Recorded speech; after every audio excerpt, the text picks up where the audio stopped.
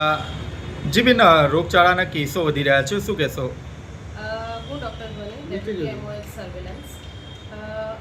સુરત મહાનગરપાલિકામાં હાલ પૂરની પરિસ્થિતિ અને વરસાદની પરિસ્થિતિને ધ્યાનમાં રાખીને ઝાડા ઉલટીના કેસો તથા મેલેરિયા અને ડેન્ગ્યુને એટલે કે વાહકજન્ય રોગોના કેસોમાં મહદઅંશે વધારો જોવા મળે છે. ગયા મહિના કરતાં મેલેરિયાના કેસોમાં બાર જેટલા મેલેરિયાના કેસોનો વધારો જોવા મળે છે. ગયા મહિને 64 કેસ હતા, જે આ મહિને અત્યારે 82 કેસ થયા છે.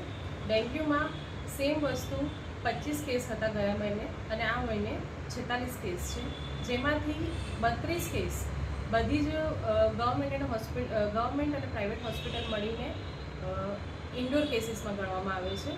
એ સિવાય ઝાડા ઉલટીના કેસોમાં મહદઅંશે જ વધારો થયો છે, કારણ કે આપણી પૂરની પરિસ્થિતિને ધ્યાનમાં રાખીને મારી 14 રેપિડ રિસ્પોન્સ ટીમ જે ઝોનની અને વેક્સિન બ્રાન્ચની હોય છે, જે મળીને રોજે રોજ ટોટલ 1 લાખ જેટલા ઘરોનો સર્વે કરે છે. સાથે સાથે 209 જેટલા અમારા પ્રાઇમરી હેલ્થ વર્કર્સ છે, જે મેલેરિયા, ડેન્ગ્યુ, ઝાડા ઉલટી અને તમામ રોગોના સર્વે માટે 2 લાખથી વધુ ઘરોનો સર્વે રોજે રોજ કરવામાં આવે છે.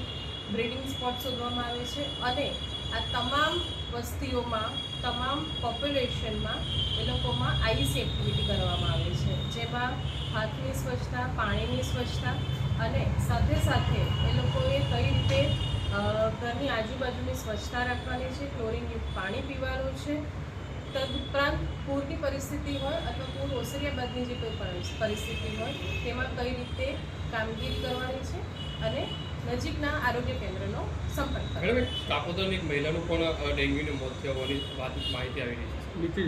જી, હાલ આજના સમાચાર પત્રમાં જે વાંચવા મળેલ છે તે પ્રમાણે કાપોદ્રાના જે મહિલાનું મૃત્યુ થયું છે, એમાં શંકાસ્પદ ડેન્ગ્યુને લીધે મૃત્યુ થયું છે એવું જાણવા મળેલ છે, જેના માટે અમારી ઝોનની ટીમ અને વેક્સિન બ્રાન્ચની એપિડેમિક ટીમ પણ ત્યાં પહોંચી ગઈ છે અને હાલ એ જગ્યાએ લોકો તપાસ કરી રહ્યા છે. લાસ્ટ